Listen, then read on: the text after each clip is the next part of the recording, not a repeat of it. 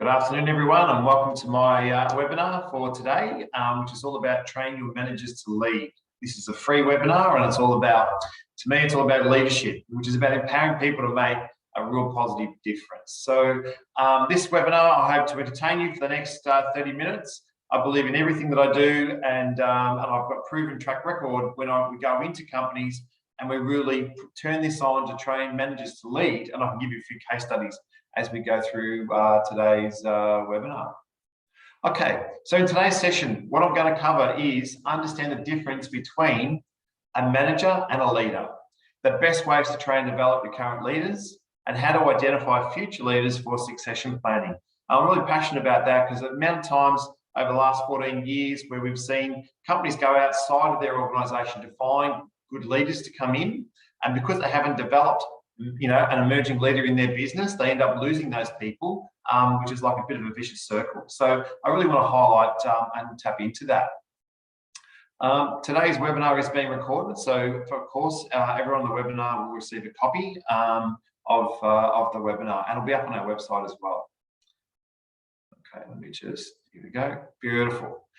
My name is Colin Wilson, for those that don't know me, 14 years experience in running key business advisors, love what I do, very motivated about helping businesses to go from good to great, which is our mission, as I've just talked about just then. Our mission is to take companies from good to great, and our purpose is to take our customers on a journey to help them improve their business through all aspects of employee engagement and performance. So it's not just me. In Key Business Advisors, we're a team of 11, about to go to 12, which is really exciting. So yeah, we're all about helping businesses to get to that next level. 4 main areas we focus on: business strategy and growth. I think you need to have that in today as well, especially after the pandemic. And it only proves to me, with the amount of volume of work that's coming through our business right now, a lot more companies are trying to work out what's our strategy for the next 12 months, 2 years, 3 years, with a 5-year vision, how to improve our people and culture. Obviously, there's that HR advice and support. And thank God, sales training is now kicked off again for 2020, because there hasn't been a lot of sales training for the last couple of years. So I think it's absolutely fantastic. So let me get through to my first topic, which is topic 1, understand the difference between a manager and a leader. Now, this is really, really important because, people are organically promoted as a manager. So sometimes in a company, we see that because you're a good person, we're going to make you the manager. You've been here the longest, we're going to make you a manager, or you're the #1 salesperson, we're going to make you a manager. And that may not necessarily be the right decision. And then, what we find, if it is not the right decision, it pretty much ends up in a bit of a bad situation where someone leaves the organisation where we could have prevented that from happening. Okay, so for me, it's really, really important. A manager does things right. And what I mean by that is they follow policies, process, procedures, right? They are very rigid on making sure they stick to the process of the policies and procedures of an organisation.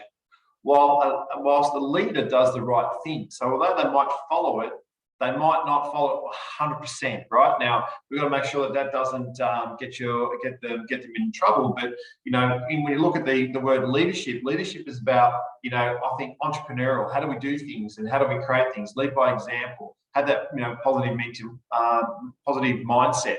Not saying a manager can't have that. What I coach is how to be good at both. A really good leader.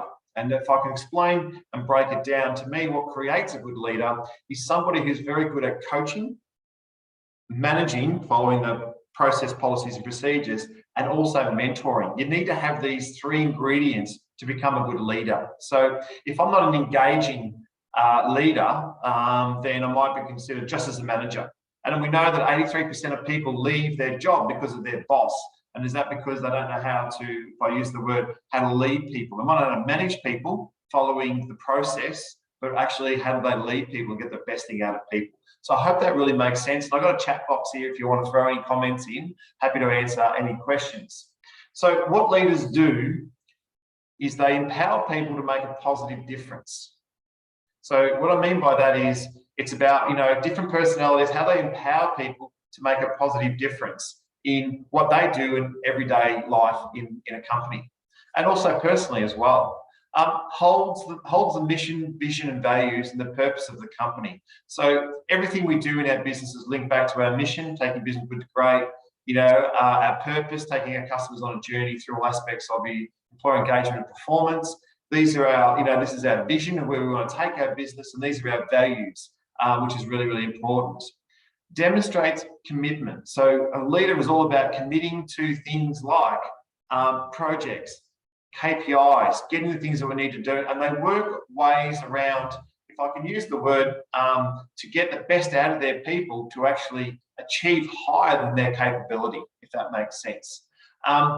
Build and maintain strong relationships. They're very good at coaching and motivating people, guide and mentor them the right way. This is the right process of what we need to do. They're also very good at delegating too. Good leaders delegate. They don't do everything themselves. Develop potential co-workers, help others to grow and succeed. So they're all about, if I can say it, that optimistic way of, we're going to be successful. This is what we're going to do. That reassurance that comes through. Definitely have high resilience. Put strong measures in place. Encourage and manage change. Support innovation. They influence others so that the organisation becomes proactive rather than reactive. They achieve goals, targets, and objectives, and they work out ways to do it. So not disrespecting the manager's role, because the manager's role, you need to follow the compliance, but a leadership role is about, well, okay, we might break a few rules, still watch the compliance, but to get the result that we actually need to do. And they continually develop their leadership qualities to actually become a better person. And in today's world, right now in our business, we're actually doing a wellbeing program all about around emotional intelligence. So my team can become better leaders within our own company, but also to our customers that we serve as well. How do they do it? Well, good leaders communicate effectively. They share information, provide clear instructions on what to do, clarify roles and work directions and controls. So they're very good at saying, like, here's what I need you to do. And they're very good at picking people to say, right, these are your strengths, I'm going to use you. And you know what, while you hide your weaknesses and we upskill, yeah? Traditionally, what I've seen before in the past, the manager is a person that sits back and goes, this is what your roles and responsibility is, and it's like everyone the same within the organisation, right? It's not about that. It's about working with different people and trying to make those changes. Plan and organise to be effective. They delegate tasks and allocate resources. So they're very good at doing that. Monitor and measure performance outcomes. They solve problems and resolve conflicts. Now, okay, this is where we see if there's conflict resolution happening in a business, sometimes we need to put our manager's hat on and go, right, we need to stick to the compliance. So we don't want anything like, if there's misconduct or anything like that, then, they must follow that management process, right? But if it's a bit of niggling, maybe they can do is, well, okay, come on, guys, let's get on with it, because this is what the big picture is of what we're trying to achieve. They conduct their one-on-one discussions and address their team. They consistently conduct regular performance reviews. They make wise decisions, and they manage projects and change. So they're all about, projects. Here's a project we need to do. Let's get on the project and let's get it completed and then move on to the next one. And that means we need to change the way we do things along the way, and that's what we need to do.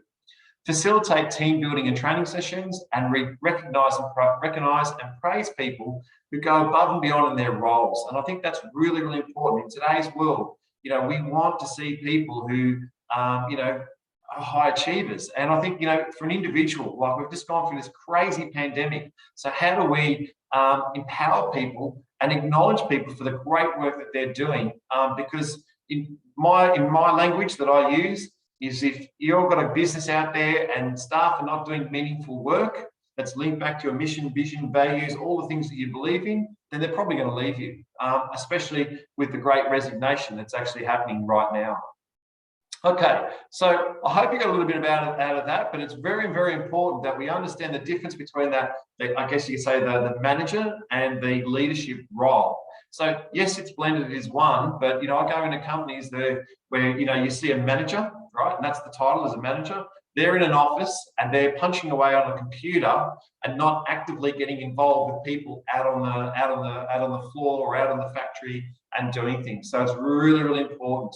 And I can see when we go into companies, when someone's been converted from an employee, a great employee, and turned into a manager, the first thing they do is they have that title of managers. They've got that manager's hat on and want to micromanage everything. That doesn't work in today's world. Okay, so topic 2 is about the best ways to train and develop your current leaders. All right. So if you've got managers in your business, they're leaders. Then if they're not leaders, they need to become leaders. That's pretty much what I want to say. So to turn your current managers into a great leader, they must learn how to coach, manage, and mentor people. And this is really important, right? So it's not a one-way street. And I go into companies and I see a lot of situations where we need to coach our team, we need to coach the staff. But one of the things that I always talk about is you can't coach somebody who doesn't want to be coached. Yeah. So if I'm micromanaging somebody and I'm going to coach them on what to do and they don't want to be coached, therefore that's going to create a little bit of a problem for us in the future. So you've got to get that engagement. So a good leader is a person that says, this is the goal that we're trying to achieve.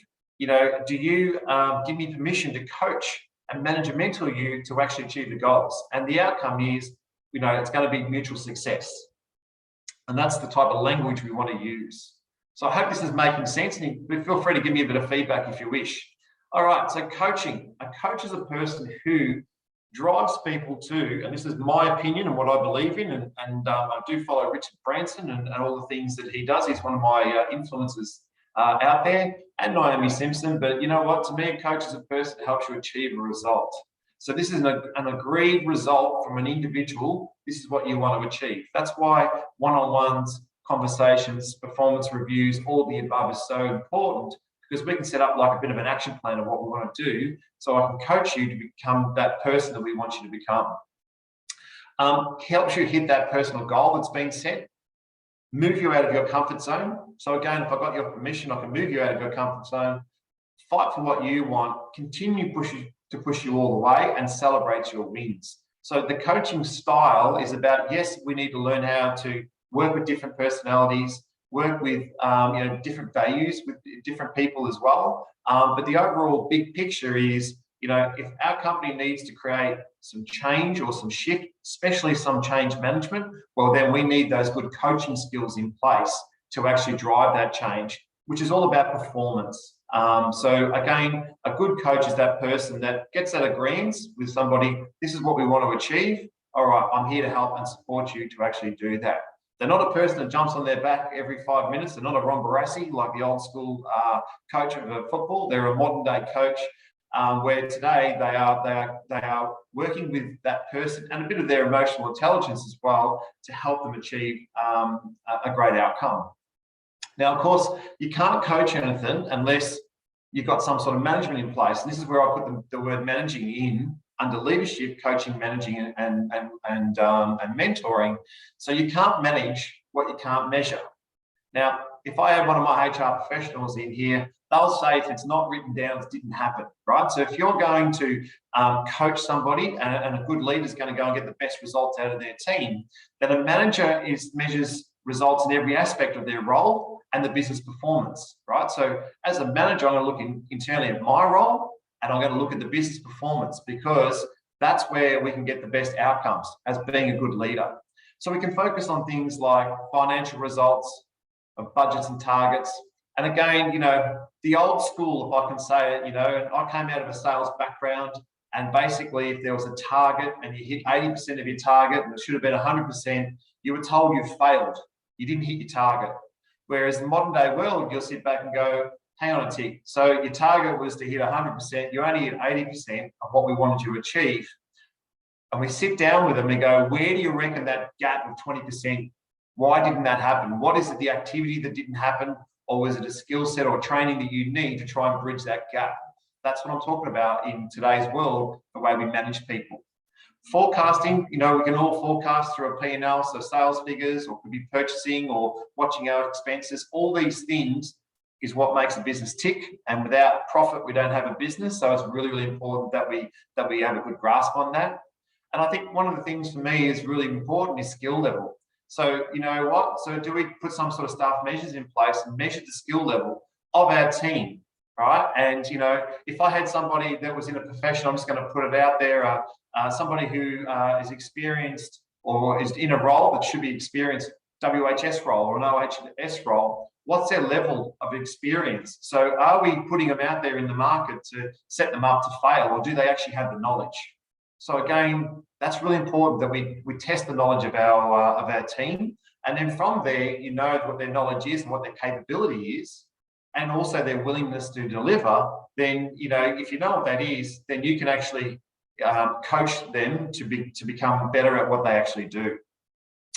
I think it's really important that, you know, in all companies, and we're a HR business as well, KPIs, what are your KPIs, what you need to achieve, which are your key performance indicators, and also your KRA, so the key result areas. So these are the key result areas, the activity that you need to do to achieve the KPIs of individual roles.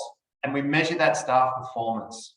Now, I just want to put it out there, not everyone out there in the marketplace or in the workplace has to get to that next level, right? There are people out there that live life, want to live life, and happy to do their job, come in, do their job, and then go home. That's fine if they're actually delivering 100% of what you want them to do, and you're satisfied with that. But if you've got people that have got ambitions in your business, that want to become a leader or want to grow, develop, if I use the word get paid more, and strive to be that, then, you know, you really need to drive this leadership of coaching, managing, and mentor. And of course, we must adhere to things like company policies, processes, and procedures. So a good leader leads by example. So they don't break the policies and procedures. And talked about, you know, before, that a manager does everything right, a leader does the right thing, right? So it's really important that they understand that I need to actually not breach any policies or processes within the business. It's about how we get the team to actually perform to the capability of what the business needs. So I hope that makes sense, and a lot coming out, but it's Monday and I'm pretty fired up. Okay, now mentorship. And I think this is really important. So, you know, you can't be coaching somebody all the time saying you need to do this, you need to do that, you need to do this, you need to do that. And we've seen that where, you know, in the business, they've told this person, you need to become a really good coach. Coach this person on what to do. And the individual that's being coached, and again, depends on the personality. So if they're a very strong, dominant type of person, that person at the other end might feel like they're actually being bullied or pushed beyond without that sense of approval. So it's really important that people understand what mentorship is. So a mentor is a person that offers advice and shows you how to achieve your goals. All right, and so we blend the three together: the coaching, managing, mentoring. Right, so typically a great way of, if I'm training somebody, is as the mentor, I'm going to show you how it's done. Yeah. So as a coach, I'm going to show you how it's done. Then we're going to do it together. I'm going to manage the process. Then I'm going to mentor you, and I'm going to offer advice and show you ways to achieve your goals, which is a great example. Shows you the ways to play to your strengths while you hide your weaknesses, while you upskill. So again, if they're a really good leader and they sit back and work on things like a SMART goal, so something that's specific, measurable, achievable, relevant, and timely, they can sit back and go, well, let's work on one of these areas that you need to improve on. Rather than doing it all at once, let's work on one or two things at a time over a period. And I'm not talking about a period of 1 or 2 days. I'm talking a period of maybe 1 or 2 weeks, 1 or 2 months, or even 3 to 6 months, depending on what that skill level you need them to do. And you know what? Do they need any type of outside training as well, which is really important, because the skill set may not lie within the business. So getting a third party coming in could be really, really good too. Always monitors your progress. So again, a part of, I look at performance management. A good person, a good leader is a person that actually monitors their progress and sees the development coming through. I just absolutely love it when one of my team members says, "Don't worry, Colin, I've got this," right? And they stand up in front of me, in front of a client, and go and do their magic. To me, that is the most satisfying thing of all time, seeing that where this person's come from to how they're delivering right now is the KBA way, is the way we call it, is just really satisfying. This person gives you lots of recognition and praise, and they thrive on you achieving your results instead of focusing on their own achievements. So coach is a bit more rah-rah, and you've got to do this, you've got to do that, you've got to do this. A mentor is a person that sits back and goes, "Wow, well done. Love the way you did that. And, could I offer you maybe a couple of tips?" Or more importantly, "Hey, I've just learned something from you. What you did was just absolutely fantastic. I'm going to take that on board." So it's got that real two-way partnership. And I think the big thing for me is a good mentor is a person that puts their ego aside to help you.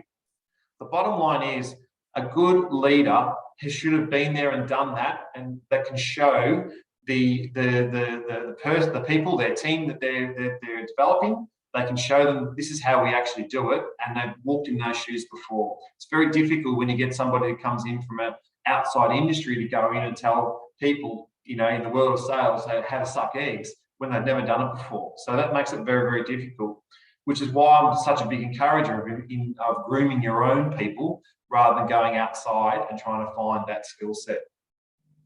Okay, which leads me to my topic 3, which is about identifying future leaders for succession planning.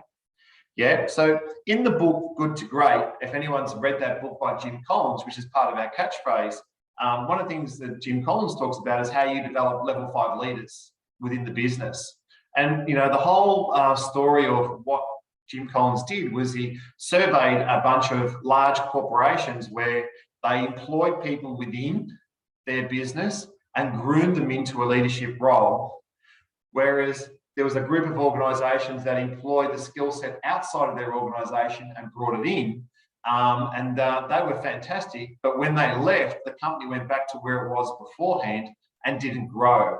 Whereas the first example, if they actually developed people within their business and groomed them, then what actually happened is those organisations went above and beyond and kept growing at that same rate. So the purpose of why we should identify future leaders and succession planning is, for me, number one is they have your intellectual property. So if they've worked in your organisation, they know your systems, they know everything about your organisation. So therefore, if we groom these people, then that knowledge base that they've got is just, it's invaluable for to get them to help your business grow. Now, obviously, if you've got no future leaders, you have to go outside. But if you've got some talent there, then I highly recommend that you have that conversation with them.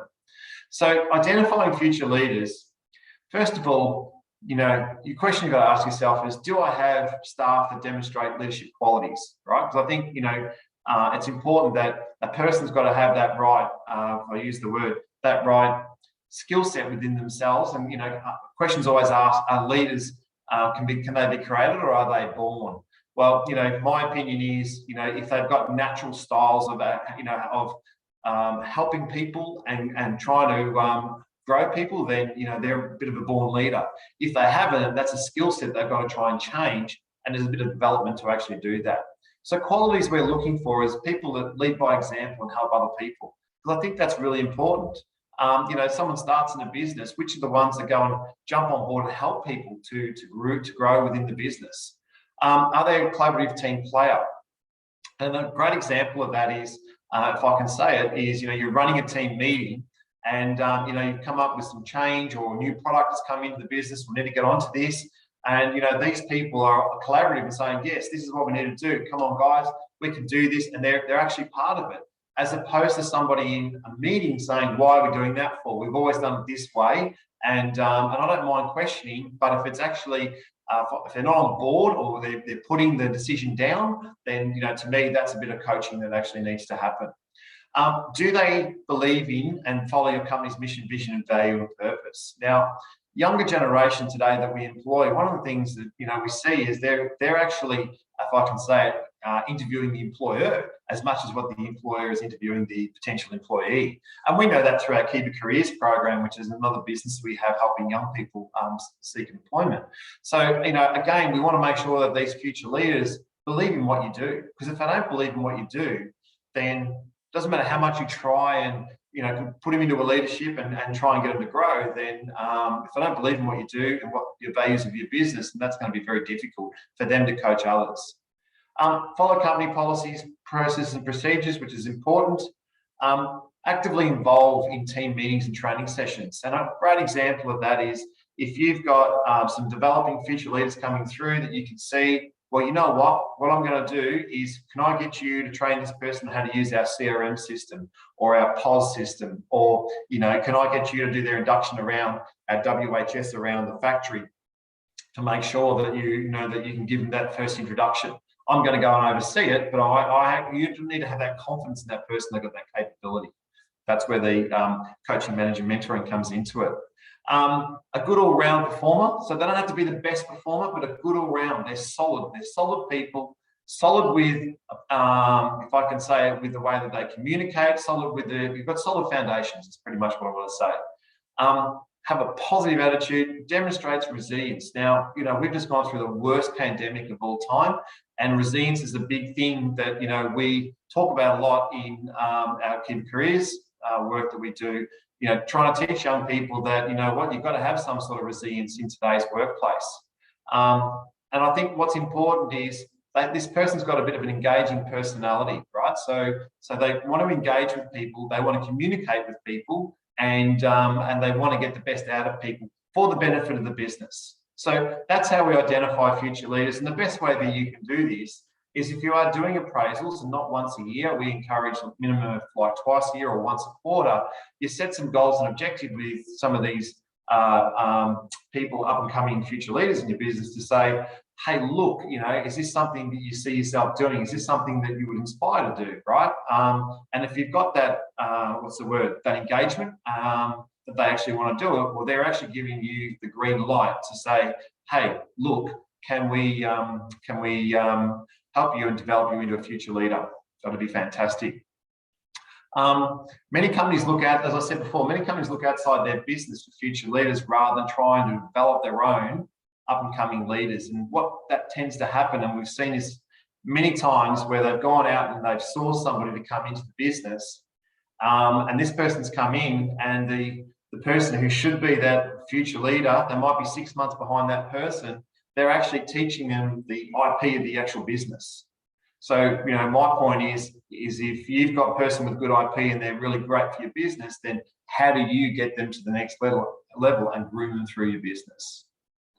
Okay, so how do you train an emerging leader? Well, I have an emerging leaders program, which I'm certainly give you some tips on what to do. But I think when you've developed or identified a future leader, we would sit back and go, well, okay, the 3 things you need to focus on are follows, right? So this is your program. Number 1 is you've got to learn how to better lead yourself. Right, so that means you need to have the right behaviours, you need to follow the process, you need to be a good all-rounder, right? So you got to know how to lead yourself, yeah? And the next step we want to train you on is how to lead other people, right? And that's all about different personalities, how do you, manage with conflict, pushback, all the things that that goes with it. How do you get the best out of people that you actually lead? And then the next thing is about how you learn how to manage and develop, for an example, a department within a company or a store or even a business, if you want them to come in and take over your business and run it while you're managing it, if I can say it, part-time. Depends on what sort of industry you're in. The above is about developing your future leaders, and I'm telling you, it's a 12-month process, right? Because we've seen time and time again where manager's left, and they grab this person and go, right, do you want to be the manager? You can be the manager, you can be the assistant manager. They put them into this role, and then what's happened within six months of that being put in there, because they haven't had the training or they haven't had that pre-work done, they end up leaving, right? So it's really important that you look at a program, and I'm working with a company right now who's asked, can we fast track this? Can we do it over a 6-month process? I've said, yes, we can, but we need to make sure that it's understood by all your other leaders in the organisation that these guys are future leaders. They're doing an emerging leaders program, and they're going to be looking for that mentorship, that coaching and mentorship, which I think is really, really important. I can show you just a bit of the detail of what we do in Emerging Leaders Program. By the way, you can download this off our website. But these are some of the topics that that I've worked with about developing a future leader. So the framework being assertive communication, focusing on achievements themselves, commitment to the team and the company, projecting a professional image, develop strategic thinking, managing responses to situations, managing upwards, which is a big thing, and then meeting expectations of the role, decision-making resilience. And then if we have a look at the next one, leading others. So what's the framework, around building and maintaining relationships, motivating your team. So you can see all these things is part of what I do when developing a future leader. And then when it's a framework around, managing a team, it's all about understanding the business acumen, all parts of the business, those key profit drivers, and you can see the rest of the other skill sets that need to be put in. So I think what's important is if you plan on identifying some future leaders, then make sure you set them up for, oops, that's the wrong one. Make sure you set them up for the future of your business. And if you don't, you know, that old Tom Tools saying, you know, if you don't train them, what happens if you train them and they leave? Or what happens if you don't train them and they stay? You want to train your emerging leaders so they become part of your business. Do you have any questions out there? So I really hope that you've enjoyed what I've gone through. And yeah, but is there any questions in this webinar before we go on to a couple more slides and then finish up? No questions? The Emerging Leaders Program, I just put let you know, they were 5 business owners of the same franchise industry who came to me and said, Colin, can you build this for us? Because we have a high turnover of staff. And the case studies are on our website. And one of those business owners has left that franchise, started another business, and one of those emerging leaders is now the general manager of his business. It's a great story. So, so again, I really encourage, you know, that setting that up. If your company is looking for some leadership courses, there's 4 courses that we do at Key Business Advisors. 5 behaviours around Patrick Leccioni. So it's the model around trust, you know, conflict, commitment, accountability, and attention to results. If you need help in managing staff, then I have a program, How to Manage my own staff through a HR process. We do a lot of DISC workshops, which is around personality profiling, and there's my Emerging Leaders program again.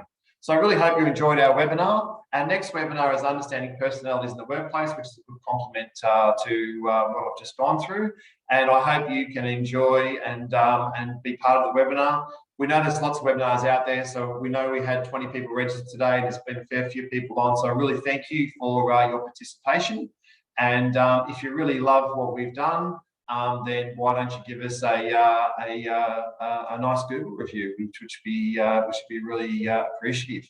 So they are free, and that's just me sharing my knowledge and my belief.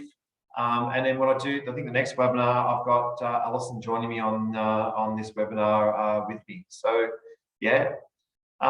Any questions? No questions have been put in the chat box, but Emma, is there anything you want to raise? Sitting in the background there with me. No, all good, Colin. Thank you. All good? All right, good. Okay, everyone, thank you so much for being part of this webinar. And yes, if you need any of our services, then it's on our website, but this is what we can help you with the 4 pillars of what we truly believe in. So thanks very much, and have a great week ahead. That concludes our webinar.